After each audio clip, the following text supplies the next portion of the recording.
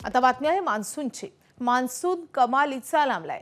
जूनचा दुसरा आठवडा सुरू आहे तरी पाऊस पडलेला नाही, त्यामुळे बळीराजा चिंतेत आहे। बळीराजानं माझाच्या माध्यमातून पावसाला साथ घातली आहे।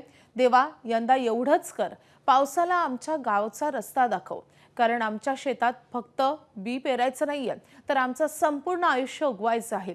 ही केवळ प्रार्थना नाहीये, तर पावसाच्या प्रतीक्षेत असलेल्या बळीराजाच्या मनातील आर्त हाक आहे। शेत तयार आहे, बियाणं आणि खत तयार आहे, पण जूनचा दुसरा आठवडा संपत आला तरी आभाळ कोरडच आहे। रोज आकाशाकडे लागलेली नजर आणि प्रत्येक दिवसागणिक वाढणारी चिंता। शेतकऱ्यासाठी पाऊस म्हणजे फक्त पाणी नाहीये, तर त्याच्या संपूर्ण वर्षाच्या जगण्याची आशा आहे। पावसाच्या प्रतीक्षेत व्याकुळ झालेल्या बळीराजाची ही वेदना, पावसाची ही प्रतीक्षा आणि शेतकऱ्यांच्या मनातील घालमेल सांगतोय आमचे प्रतिनिधी कृष्णा केंडे। दररोज शेतकरी सकाळी उठल्याकडे आकाशाकडे पाहतो, त्याची नजर आकाशाकडे जाते, पण ढग केवळ आश्वासन देऊन निघून जातात आणि एवढंच म्हणतो बळीराजा, देवा एवढंच कर, पावसाला आमच्या गावचा रस्ता दाखव, कारण आमच्या शेतात फक्त बी पेरायचं नाहीये, तर आमचं संपूर्ण आयुष्य उगवायचं आहे। या सध्याच्या स्थितीबद्दल बोलण्यासाठी आपल्यासोबत काही शेतकरी आहेत, आपण त्यांच्याशी संवाद साधूया। काय सध्याची स्थिती आहे आणि पावसाची किती आतुरतेने तुम्ही वाट पाहताय? सर्वात जास्त वाट शेतकरी मृग नक्षत्राची शेतकरी अतिशय आतुरतेने वाट पाहत असतो। सर्वात मोठा पॉईंट हा शेतकऱ्याच्या जीवनातला हा शेतीचा मृग नक्षत्राचा असतो।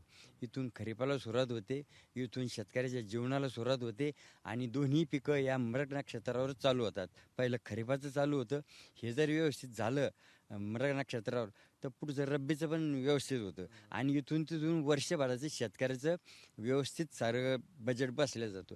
पण जर आता हा मृग जर असा चुकत असेल, लेट होत असेल, तर इथून तिथून त्याची जीवनाची पूर्ण फळी विस्कटणार आहे। याच्यापुढं हातबल झालो आम्ही, आता याच्यावर इलाज नाही। काय सांगावं काय बोलावं काही समजत नाही। या पूर्ण आशेला लागलो, माय मारावी पण आशा मरून, अशी एक म्हण आहे, तसं आम्ही पूर्ण आशेला लागलेलो आहे आणि हा बाबा आता वर पाहायला लावतोय, आता काय आमचं तर कोणीच वाली नाही जगात असं वाटायला लागलंय आम्हाला। आपल्यासोबत आणखीन पण काही शेतकरी आहेत। बाबा, हे ऐकता का ते अल्निनो बिल्निनो काय कळतंय का तुम्हाला? हे काही म्हणजे अन्न म्हणजे ते काय पाऊस पडणार नाहीत असं म्हणतात? आम्ही दुष्काळ दाबलो, लोक म्हणते काही म्हणते हा. दुष्काळ आहे। हा. पुन्हा ह्यो आपला हे ना दुष्काळ सांगतेच, काही म्हणते पाणी आपलं चिंता वाढली? चिंता वाढली म्हणजे आता शेतकरी परेशान होऊन गेला ना। नांगट काढून बी वावर तयार करून बी घरात आणून ठेवलं, नांगर फनाट वखर करून निसर्गाची वाट पाहून पाहून परेशान झाला शेतकरी।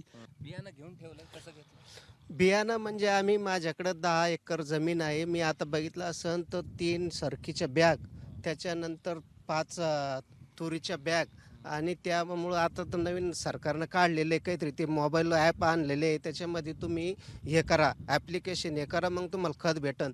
ते खतसुद्धा घेऊन ठेवलेले आहे।